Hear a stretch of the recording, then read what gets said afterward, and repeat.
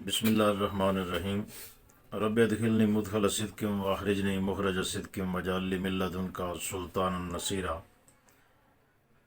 آپ دیکھ رہے ہیں سفر معرفت یوٹیوب چینل اور میں ہوں مرزا قمر الزمان ایڈوکیٹ۔ اگر آپ پسند فرمائیں تو چینل کو سبسکرائب کر لیں۔ آج کا ہمارا موضوع ہے قرآن پاک کی ایک آیت مبارکہ، سورہ بقرہ کی چھوٹی سی آیت، فاذکرونی اذکرکم واشکروا لی ولا تکفرون۔ یہ ذکر کیا ہے؟ ذکر کی کیفیات کیا ہیں؟ فاذکرونی کے پیٹرن معروف ہیں، مگر اذکرکم جب اللہ انسان کو یاد کرتا ہے، فاذکرونی تو مجھے یاد کر، اور اذکرکم میں تمہیں یاد کروں گا۔ تو جب اللہ انسان کو یاد کرتا ہے تو اللہ کی یاد انسان کے کس جسمانی حصے پر وصول ہوتی ہے، اور کیسے پتہ چلتا ہے کہ میں اپنے مالک کریم کی یاد میں ہوں؟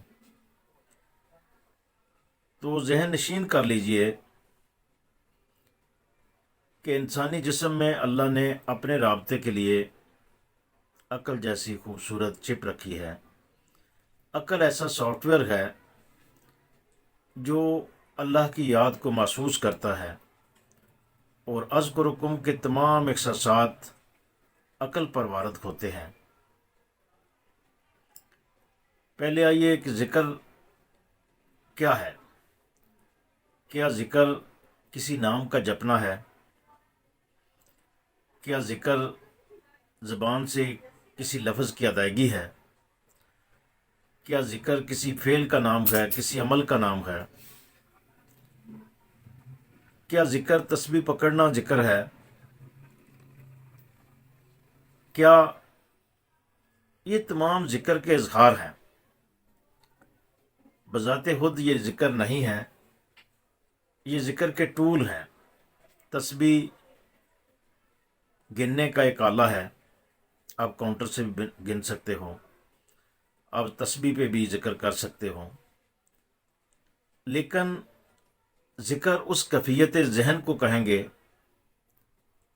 کہ جب آپ کی عقل خیال خدا کے غلبے میں رہے تو اس کیفیت کا نام ذکر ہے۔ جتنی دیر آپ under the concept of your God آپ رہیں گے تو اس کیفیت کا نام ذکر ہے، اور اس کو ذکر کہتے ہیں۔ صرف تسبیح پکڑ لینا، صرف نام جپتے رہنا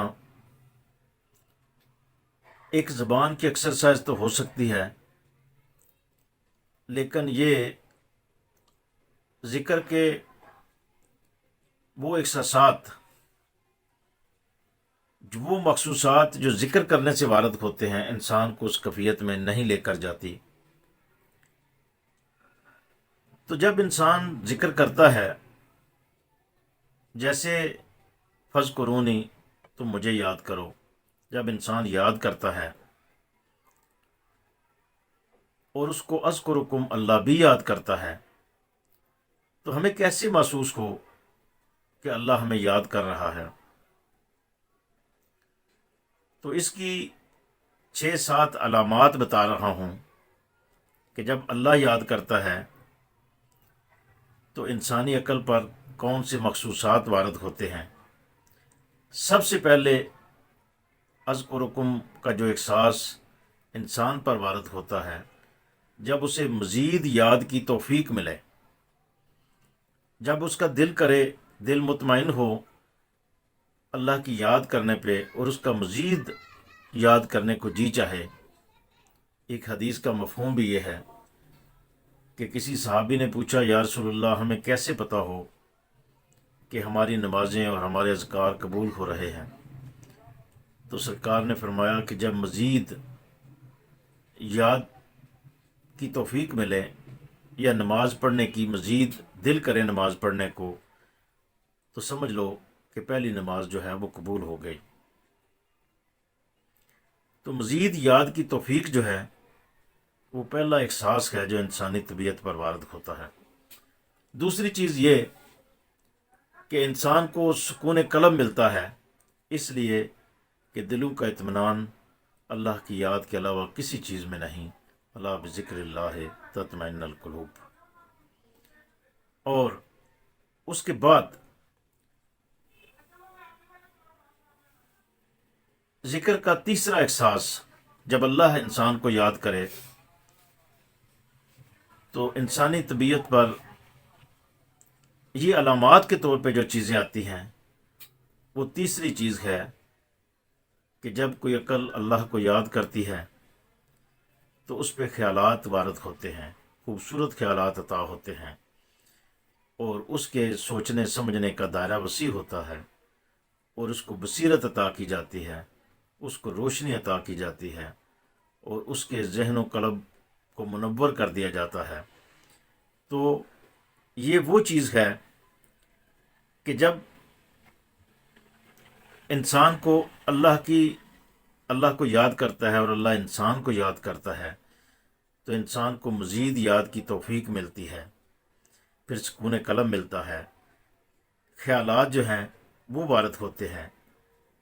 اب ایسے انسان کا جو اللہ کے ذکر میں رہتا ہے وہ ذاکرین کو پسند کرتا ہے، اللہ کی یاد کرنے والوں کو پسند کرتا ہے، تو اس کی طبیعت پر جو چوتھی چیز وارد ہوتی ہے وہ اس کی نیک سنگت ہے، کہ اس کی خواہش ہوتی ہے کہ میں ایسے لوگوں میں اٹھوں بیٹھوں جو اللہ کو یاد کرنے والے ہیں۔ اور پھر جیسا کہ میں نے عرض کیا کہ خیالات کے القاء کی شکل میں یہ اذکرکم کی ایک علامت یہ بھی ہے کہ اس کی طرف خیالات کا القاء ہوتا ہے۔ اور پھر آگے چلتے ہوئے وہ انسان جب اللہ اس کو یاد کرتا ہے اور اس کی ایک منزل ایسے آتی ہے کہ وہ مستجاب الدعوات بن جاتا ہے، اس کی دعائیں قبول ہونا شروع ہو جاتی ہیں۔ جب کسی کی دعائیں قبول ہونا شروع ہو جائیں تو اسے سمجھ لینا چاہیے کہ اس کا ذکر جو ہے وہ قبول ہو رہا ہے، اور اس کو رد عمل کے طور پہ اس کا مالک بھی اذکرکم کے پیٹرن کے نیچے اس کا مالک بھی اس کو یاد کر رہا ہے۔ پھر آگے بڑھتے بڑھتے ایک ایسی سٹیج آتی ہے کہ وہ انسان راضی بالرضا ہو جاتا ہے، جیسے جب مالک بن برا رسول اللہ صلی اللہ علیہ وسلم کو اللہ نے وحی کی کہ ہے میرے پیغمبر، کچھ لوگ ایسے ہیں کہ مجھے ان سے حیا آتی ہے، اگر وہ ہاتھ اٹھا دیں تو میں ان کو رد نہیں کرتا۔ تو مالک بن برا نے جب یہ الفاظ مبارکہ سرکار دو عالم صلی اللہ علیہ وسلم کی زبان اطہر سے سنے تو انہوں نے کہا یا رسول اللہ، آج کے بعد میں نے پھر کوئی چیز نہیں مانگنی، مبادا کہ میں اس مقام پہ کوئی ایسی چیز نہ مانگ لوں کہ اس مقام پہ نہ قائم رہ سکوں۔ تو وہ باقی تمام مخلوقات ایسی ہیں کہ جو اللہ سے دعا نہ کریں تو اللہ ناراض ہوتا ہے، لیکن ان کو ایک ایسا مقام ملا، یہ راضی بالرضا کا مقام ہے۔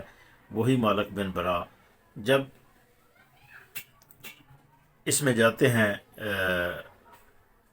معروف غزوہ جو حضرت ابوبکر صدیق کے دور میں ہوا، تو اس میں جاتے ہیں، تو اس میں جب بہت سے صحابہ شہید ہو گئے اور پتہ چلا کہ فتح جو ہے وہ مسلمانوں کے حصے میں نہیں آ رہی، تو تمام صحابہ اکٹھے ہو کر حضرت مالک بن برا کے پاس گئے اور کہا کہ مسیلمہ کذاب کے خلاف یہ جو جنگ ہے اس میں فتح نہیں ہو رہی، آپ دعا کیجئے۔ تو انہوں نے کہا کہ میں نے تو وعدہ کیا تھا کہ میں دعا نہیں کیا کروں گا۔ تو بہرحال ہاتھ اٹھائے اور کہا یا اللہ، یہ تیرے پیغمبر صلی اللہ علیہ وسلم کے ساتھی ہیں اور مجھے ان سے بڑی حیا آتی ہے، یہ مجھے کہہ رہے ہیں، تو میں دو دعائیں کرتا ہوں کہ کل مسلمانوں کو فتح دیجیے اور مجھے اپنے پاس بلا لیجیے۔ تو یہ دونوں دعائیں دوسرے دن قبول ہوئیں۔ تو ایک مقام بہرحال ایسا بھی آتا ہے کہ انسان راضی بالرضا ہوتا ہے، پھر وہ مانگتا بھی نہیں، پھر وہ اللہ کی رضا پہ راضی ہوتا ہے، جو اللہ چاہے اس پہ وہ راضی ہوتا ہے۔ اور پھر ایک مقام ایسا بھی آتا ہے جو بیان سے باہر ہے۔ وہ مقام کون سا ہے؟ وہ مقام یہ ہے کہ وہاں پہ جا کے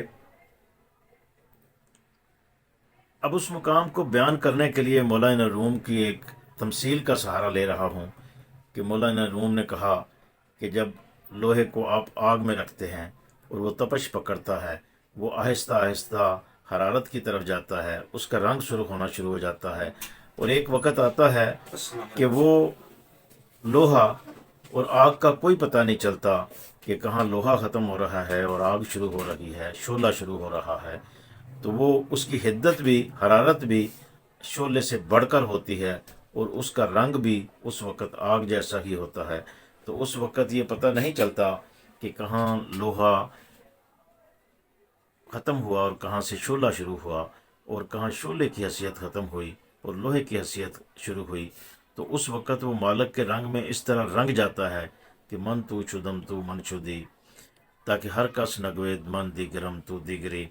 اس وقت زبانوں پہ تالے لگ جاتے ہیں اور خواہشات ختم ہو جاتی ہیں اور خواہشات پہ پابندی لگ جاتی ہے، اور اس وقت یہ بالکل وہ اس کی زبان تقدیر کے ساتھ اٹیچ ہو جاتی ہے، وہ جو اس زبان سے نکلتا ہے وہی تقدیر ہوتی ہے۔ تو یہ اذکرکم کی آخری منزل ہے۔ اللہ ہمیں ان منازل کو سمجھنے کی توفیق دے۔ گو میں رہا رہین ستم ہائے روزگار، لیکن تیرے خیال سے غافل نہیں رہا میں۔ ہم اذکرونی کرتے چلے جائیں اور ہم اذکرکم کے نصیب کو پالیں۔ بآخر دعوانا ان الحمدللہ رب العالمین۔